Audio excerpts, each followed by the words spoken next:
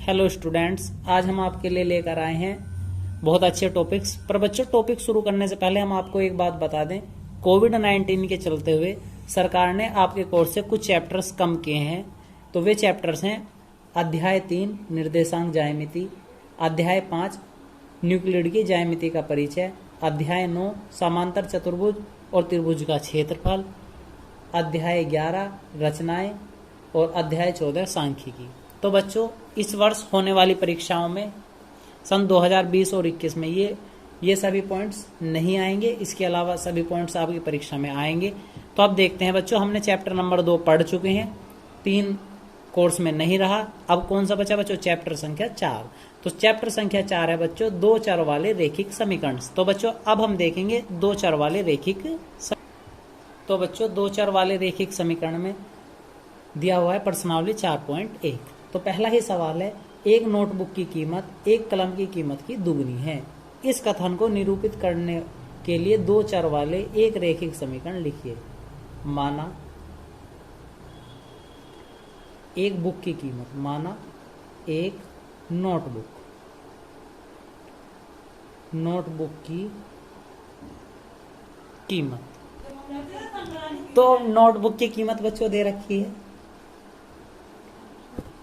माना एक नोटबुक की कीमत हम मान लेंगे बच्चों x रुपए। कितने रुपए है? x रुपए। और एक कलम की कीमत, कलम की कीमत मान ली जाएगी y रुपए है। क्या है बच्चों? y रुपए। तो हम उसने क्या कहा था, हमने मानना ये तो एक नोटबुक है, इस तरफ क्या है? कलम है। तो वो क्या कह रहा, कलम की कीमत की कितनी है?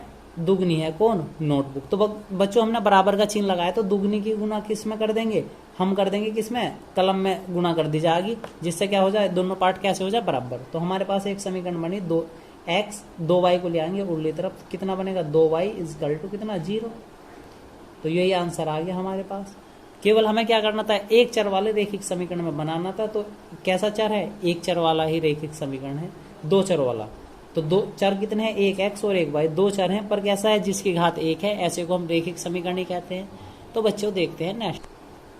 तो बच्चों, नेक्स्ट पार्ट है, निम्नलिखित रैखिक समीकरणों को ax by + c = 0 के रूप में व्यक्त कीजिए और प्रत्येक स्थिति में a b c का मान ज्ञात कीजिए।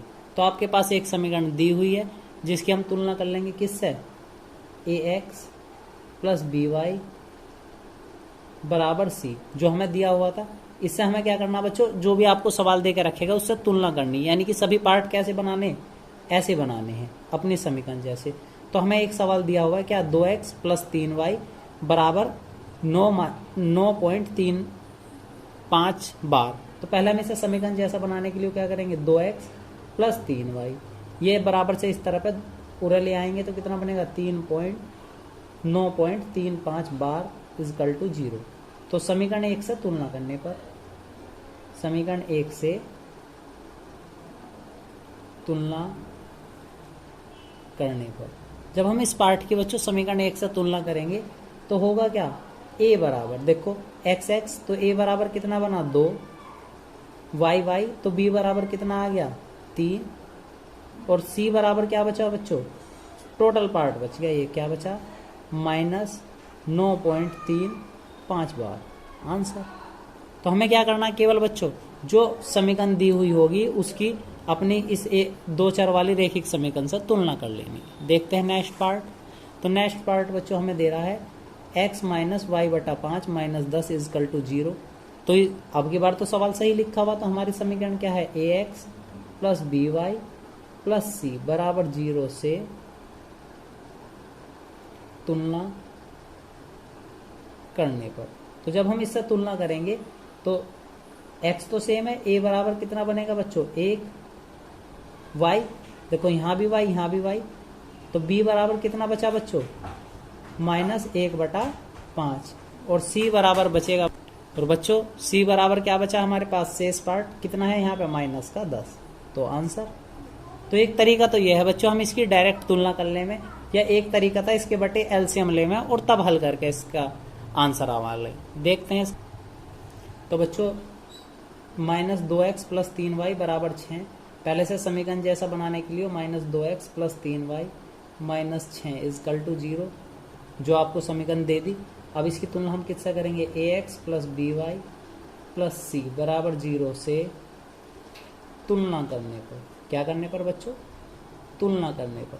जब हम इसकी तुलना करेंगे तो a बराबर कितना आ जाएगा हमारे पास, माइनस का 2, b बराबर कितना आ जाएगा बच्चों 3, और c बराबर कितना आ जाएगा, माइनस का 6। तो अब की बार तो बहुत आसान बना, a बराबर -2, b बराबर प्लस का 3 और c बराबर माइनस का 6, केवल तुलना ही करा रहा है। तो अब देखते हैं बच्चों इसका नेक्स्ट पार्ट। तो नेक्स्ट पार्ट एक थोड़ा अलग टाइप से दिया हुआ है। तो नेक्स्ट पार्ट क्या कह रहा है बच्चों, x बराबर 3y, यानी x minus 3y is equal to 0। तो बच्चों क्या इस वाले पार्ट में c है, c नहीं दिया हुआ है, तो हम अपनी समीकरण फिर रखते हैं, ax plus by plus c बराबर 0 से तुलना करने पर।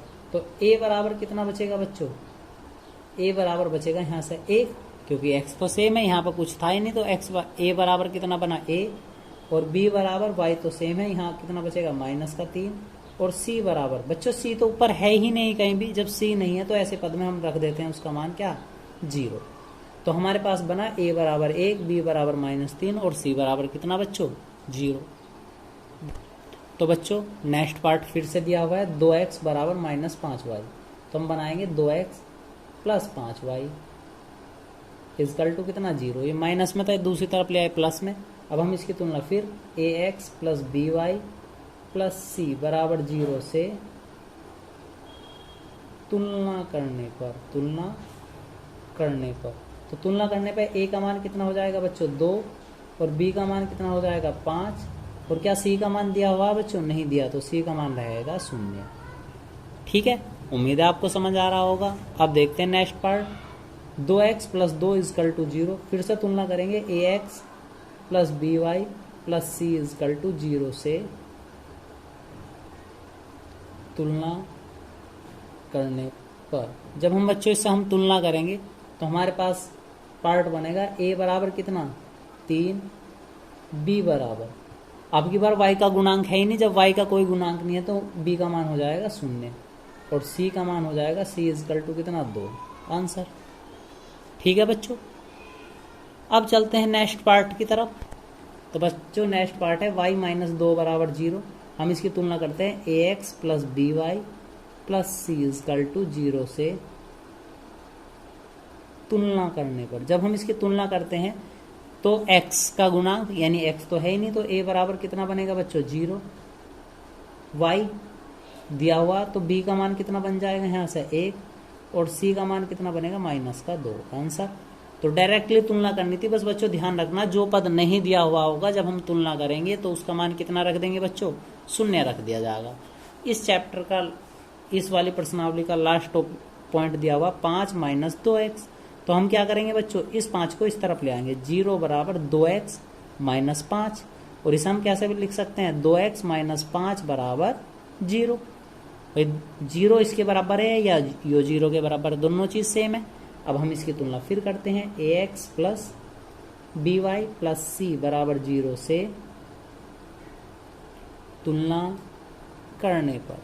क्या कर रहे हैं बच्चों, आप तुलना कर रहे हैं तो x का सेम, तो a बराबर कितना बनेगा 2, b बराबर कितना बनेगा, कोई पद दिया हुआ ही नहीं तो 0, और c बराबर कितना बनेगा माइनस का 5। तो बच्चों उम्मीद है आपको आज की पूरी प्रश्नावली समझ आ गई होगी। तो बच्चों आज की वीडियो में बस इतना ही। तो यदि आपको हमारी वीडियो पसंद आई हो तो इसे लाइक करें, शेयर करें, और आपके अपने चैनल को सब्सक्राइब करें। धन्यवाद।